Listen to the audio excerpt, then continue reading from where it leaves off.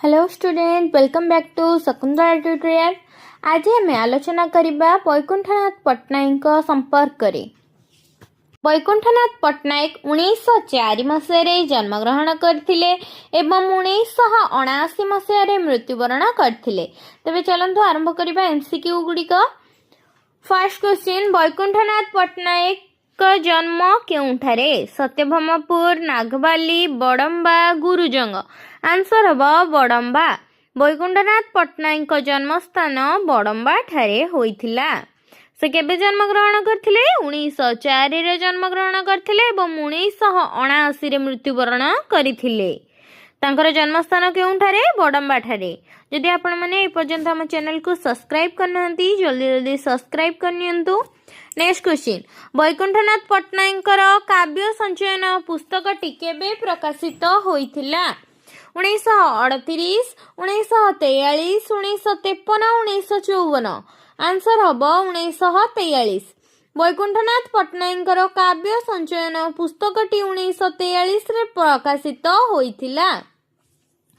उत्तरायण कविता पुस्तकर रचयिता किए? अनंत शंकर राय, कालिंदी चरण पाणिग्राही, कुंतला कुमारी सावत, वैकुंठनाथ पट्टनायक।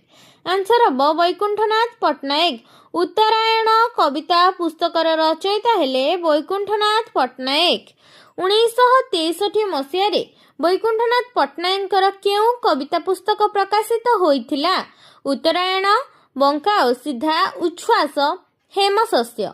आंसर हम उत्तरायण। 1963 मसीह वैकुंठनाथ पट्टनायक उत्तरायण कविता पुस्तक प्रकाशित होइथिला।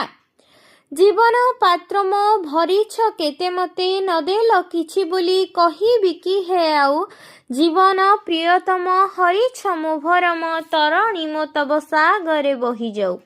एही पद्यांशटी केउं कवितारू उद्धृत होइछि? उषा, कवि प्रेयसी, यात्रा संगीत, पौष पवन। आंसर हम यात्रा संगीत। जीवन पात्र मो भरिछ केते मते नदेल किछि बोली कहिबि कि हे आउ जीवन प्रियतम हरिछ मो भरम तरणि मो तब सागरे बहि जाऊ। एही पद्यांशटी यात्रा संगीत कवितारू उद्धृत होइछि। नेक्स्ट क्वेश्चन, यात्रा संगीत कवितार स्रष्टा किए? वैकुंठनाथ पट्टनायक, मायाधर मानसिंह, कुंतला कुमारी सावत, शरतचंद्र मुखर्जी। आंसर हम वैकुंठनाथ पट्टनायक। यात्रा संगीत कवितार स्रष्टा हेले वैकुंठनाथ पट्टनायक। यात्रा संगीत केउं नामरे प्रथमे सबुज कवितारे प्रकाशित होइथिला? शेष गीति, कवि प्रेयसी, कवि बंधु, प्रीति आवाहन। आंसर हम शेष गीति। यात्रा संगीत शेष गीति नामरे प्रथमे सबुज कवितारे प्रकाशित होइथिला। केउं कवितारे कवि वैकुंठनाथ पट्टनायक सांप्रतिक समाजर जीवन ज्वाला और जंत्रणा बोधर मधुर समन्वय घटाई पारिछंती? कवि प्रेयसी, पौष पवन, प्रणयीर स्वप्न, यात्रा संगीत। आंसर हम यात्रा संगीत। यात्रा संगीत कवितारे कवि वैकुंठनाथ पट्टनायक सांप्रतिक समाजर जीवन ज्वाला और जंत्रणा बोधर मधुर समन्वय घटाई पारिछंती। वैकुंठनाथ पट्टनायक उत्तरायण कविता ग्रंथ पई केबे केंद्र साहित्य एकेडमी पुरस्कार लाभ करथिले? 1963, 1964, 1965, 1969। आंसर हम 1965। वैकुंठनाथ पट्टनायक उत्तरायण कविता ग्रंथ पई 1965 रे केंद्र साहित्य एकेडमी पुरस्कार लाभ करथिले। वैकुंठनाथ पट्टनायक केउं कविता आधुनिक साहित्यर बालाड ढांचारे रचित? यात्रा संगीत, किस्म गौतमी, कबीर देश, विरहिणी। आंसर हम किस्मा गौतमी। वैकुंठनाथ पट्टनायक किस्मा गौतमी कविता आधुनिक साहित्यर बालाड ढांचारे रचित। किस्मा गौतमी केबे प्रकाश लाभ करथिला? 1931, 1938, 1935, 1936। आंसर हम 1936। किस्मा गौतमी 1936 रे प्रकाश लाभ करथिला। नेक्स्ट क्वेश्चन, कवि पद्मचरण पट्टनायक बुद्ध देवଙ୍କ उपदेश ଚରିତ୍ର କୃଷ୍ଣ ଗୌତମୀ 1931 ନାମରେ ଏକ ବୌଦ୍ଧ ଜାତକ ଗଳ୍ପକୁ ନେଇ କବି ବୈକୁଣ୍ଠନାଥ କେଉଁ କବିତା ରଚନା କରିଛନ୍ତି? କିସ୍ମା ଗୌତମୀ, କେଉଁ କବିତା? କବି ପ୍ରେୟସୀ, ବାସର ଗୃହ। ଆନ୍ସର ହବ କିସ୍ମା ଗୌତମୀ। କବି ପଦ୍ମଚରଣ ପଟ୍ଟନାୟକ ବୁଦ୍ଧଦେବଙ୍କ ଉପଦେଶର ଚରିତ୍ର କୃଷ୍ଣା ଗୌତମୀ ନାମରେ ଏକ ବୌଦ୍ଧ ଜାତକ ଗଳ୍ପକୁ ନେଇ କବି ବୈକୁଣ୍ଠନାଥ ପଟ୍ଟନାୟକ କିସ୍ମା ଗୌତମୀ କବିତା ରଚନା କରିଛନ୍ତି। ନେକ୍ସଟ କ୍ୱେଶ୍ଚିନ୍, ଯୌବନ ପୂଜା କେବେ ପ୍ରକାଶିତ ହୋଇଛି? 1923 ମସିହାରେ ପ୍ରକାଶିତ ହୋଇଛି ଯୌବନ ପୂଜା। ଯୌବନ ପୂଜା କେବେ ପ୍ରକାଶିତ ହୋଇଛି? 1923 ମସିହାରେ। ଯୌବନ ପୂଜା କେବେ ପ୍ରକାଶିତ ହୋଇଛି? 1923 ମସିହାରେ। ପ୍ରଣୟୀର ସ୍ୱପ୍ନ 1924, ମୁକ ଭଗବାନ 1931, ବାସର ଗୃହ 1934ରେ ପ୍ରକାଶିତ ହୋଇଛି। ନେକ୍ସଟ କ୍ୱେଶ୍ଚିନ୍, କବି ପ୍ରେୟସୀ କବିତାଟିର ରଚୟିତା କିଏ? କବି ପ୍ରେୟସୀ କବିତାଟିର ରଚୟିତା କିଏ? କବି ପ୍ରେୟସୀ କବିତାଟିର ରଚୟିତା ହେଲେ ଅନନ୍ତ ଶଙ୍କର ରାୟ, ମାୟାଧର ମାନସିଂହ, ବୈକୁଣ୍ଠନାଥ ପଟ୍ଟନାୟକ, ଶରତଚନ୍ଦ୍ର ମୁଖାର୍ଜୀ। ଆନ୍ସର ହବ ବୈକୁଣ୍ଠନାଥ ପଟ୍ଟନାୟକ। କବି ପ୍ରେୟସୀ କବିତାର ରଚୟିତା ହେଲେ ବୈକୁଣ୍ଠନାଥ ପଟ୍ଟନାୟକ। କେତେ ମସିହାରେ କବି ପ୍ରେୟସୀ କବିତା ପ୍ରକାଶିତ ହୋଇଛି? 1925, 1926, 1923, 1921। ଆନ୍ସର ହବ 1923। କବି ପ୍ରେୟସୀ କବିତା 1923ରେ ପ୍ରକାଶିତ ହୋଇଛି। ମୁଁ ଗୋ ଫୁଲ ଉପବନେ ଭ୍ରମର, ମୁଁ ଗୋ ପରାଗର ରାଗେ ଅମର, ତୁଟାଇ ଦିଅ ଗୋ ବନ୍ଧନ, ଡାକେ ମୋତେ ଦୂର ଅମରାବତୀର ନନ୍ଦନ। ଏହି ପଦ୍ୟାଂଶଟି କେଉଁ କବିତାର ଅଂଶବିଶେଷ? କବି ପ୍ରେୟସୀ, ଯୌବନ ପୂଜା, ପ୍ରଣୟୀର ସ୍ୱପ୍ନ, ମୁକ ଭଗବାନ। ଆନ୍ସର ହବ କବି ପ୍ରେୟସୀ। ମୁଁ ଗୋ ଫୁଲ ଉପବନେ ଭ୍ରମର, ମୁଁ ଗୋ ପରାଗର ରାଗେ ଅମର, ତୁଟାଇ ଦିଅ ଗୋ ବନ୍ଧନ, ଡାକେ ମୋତେ ଦୂର ଅମରାବତୀର ନନ୍ଦନ। ଏହି ପଦ୍ୟାଂଶଟି କବି ପ୍ରେୟସୀରୁ ଆସିଅଛି। ନେକ୍ସଟ କ୍ୱେଶ୍ଚିନ୍, ଦୀକ୍ଷା ଓ ରୁଦ୍ର କବିତା ଦ୍ୱୟର କେଉଁ କବିଙ୍କ ଜୀବନର ସକଳ ଦୁଃଖ ଓ ନିରାଶା ମଧ୍ୟରେ ଚିରନଟଙ୍କ ରୂପ ଦେଖିବା ପାଇଁ ବିଭୁ ଅନୁରକ୍ତିକୁ ସ୍ପଷ୍ଟ କରିଦେଇଛି? କୁନ୍ତଳା କୁମାରୀ, ହରିହର ମହାପାତ୍ର, ଅନନ୍ତ ଶଙ୍କର ରାୟ, ବୈକୁଣ୍ଠନାଥ ପଟ୍ଟନାୟକ। ଆନ୍ସର ହବ ବୈକୁଣ୍ଠନାଥ ପଟ୍ଟନାୟକ। ଦୀକ୍ଷା ଓ ରୁଦ୍ର କବିତା ଦ୍ୱୟରେ ବୈକୁଣ୍ଠନାଥଙ୍କର ଜୀବନର ସକଳ ଦୁଃଖ ଓ ନିରାଶା ମଧ୍ୟରେ ଚିରନଟଙ୍କ ରୂପ ଦେଖିବା ପାଇଁ ବିଭୁ ଅନୁରକ୍ତିକୁ ସ୍ପଷ୍ଟ କରିଦେଇଛି। ଦୀକ୍ଷା ଓ ରୁଦ୍ର କବିତା ଦ୍ୱୟ 1930 ମସିହାରେ କେଉଁ ପତ୍ରିକାରେ ପ୍ରକାଶ ପାଇଥିଲା? ଉତ୍କଳ ଦର୍ପଣ, ମୁକୁର, ଉତ୍କଳ ସାହିତ୍ୟ ସହକାର। ଆନ୍ସର ହବ ଉତ୍କଳ ସାହିତ୍ୟ। ଦୀକ୍ଷା ଓ ରୁଦ୍ର କବିତା ଦ୍ୱୟ 1930 ମସିହାରେ ଉତ୍କଳ ସାହିତ୍ୟ ପତ୍ରିକାରେ ପ୍ରକାଶ ଲାଭ କରିଥିଲା। ନବବର୍ଷା ସଙ୍ଗୀତ, କବି ବନ୍ଧୁ, ପଥ ଛାୟା, ଆମ୍ବାପାଲିର ଉତ୍କଣ୍ଠା ଇତ୍ୟାଦି କେବେ ପ୍ରକାଶିତ ହୋଇଥିଲା? ନବବର୍ଷାର ସଙ୍ଗୀତ 1925ରେ ପ୍ରକାଶିତ ହୋଇଥିଲା। କବି ବନ୍ଧୁ 1929ରେ ପ୍ରକାଶିତ ହୋଇଥିଲା। ପଥ ଛାୟା 1935ରେ ପ୍ରକାଶିତ ହୋଇଥିଲା। ଅମ୍ବାପାଲିର ଉତ୍କଣ୍ଠା 1931ରେ ପ୍ରକାଶିତ ହୋଇଥିଲା।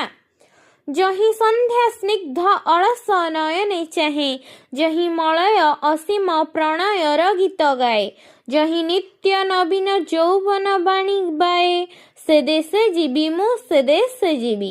ଏହି ପଦ୍ୟାଂଶଟି କେଉଁ କବିତାରୁ ଉଦ୍ଧୃତ? ପ୍ରଣୟୀର ସ୍ୱପ୍ନ, ପାନ୍ଥଶାଳା, ଦେବଦୂତ, ବିଲ୍ୱ ମଙ୍ଗଳ। ଆନ୍ସର ହବ ପ୍ରଣୟୀର ସ୍ୱପ୍ନ। ଯହିଁ ସନ୍ଧ୍ୟା ସ୍ନିଗ୍ଧ ଅଳସ ନୟନେ ଚାହେଁ, ଯହିଁ ମଳୟ ଅସୀମ ପ୍ରଣୟର ଗୀତ ଗାଏ, ଯହିଁ ନିତ୍ୟ ନବୀନ ଯୌବନ ବୀଣା ବାଏ, ସେ ଦେଶେ ଯିବି ମୁଁ ସେ ଦେଶେ ଯିବି। ଏହି ପଦ୍ୟାଂଶଟି ପ୍ରଣୟୀର ସ୍ୱପ୍ନ କବିତାରୁ ଉଦ୍ଧୃତ ହୋଇଛି। ପ୍ରଣୟୀର ସ୍ୱପ୍ନ କବିତାଟି କେଉଁ ପୁସ୍ତକରୁ ଆନିତ? ଉତ୍ତରାୟଣ, କାବ୍ୟ ସଞ୍ଚୟନ, ସବୁଜ କବିତା, ସବୁଜ ଅକ୍ଷର। ଆନ୍ସର ହବ ସବୁଜ କବିତା।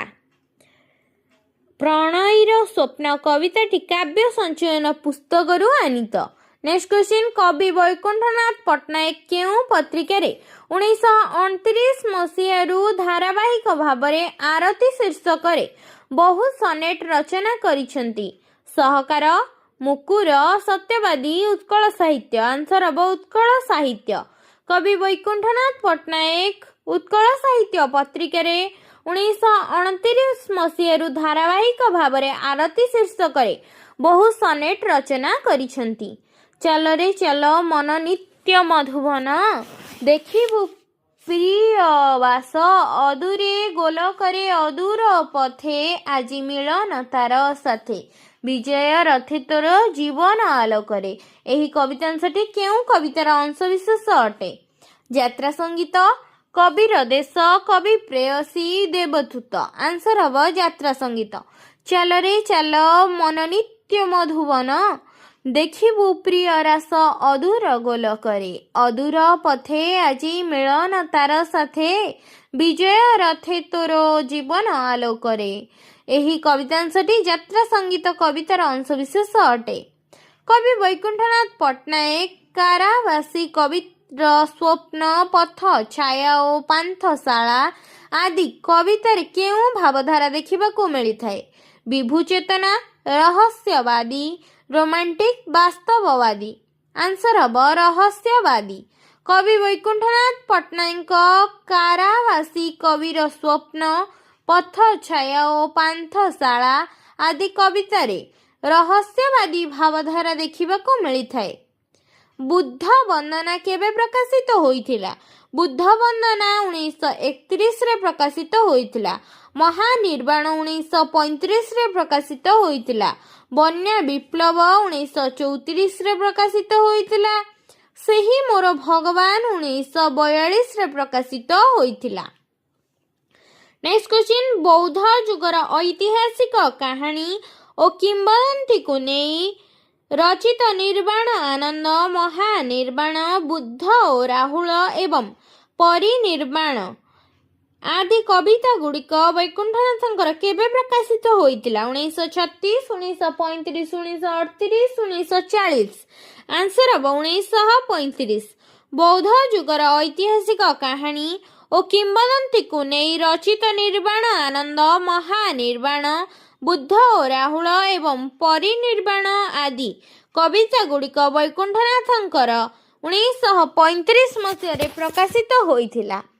सही हेब सत संतान शोक रहिछि रहिब प्राण सकाळ शोकरु बळी असह्य आत्मार अपमान।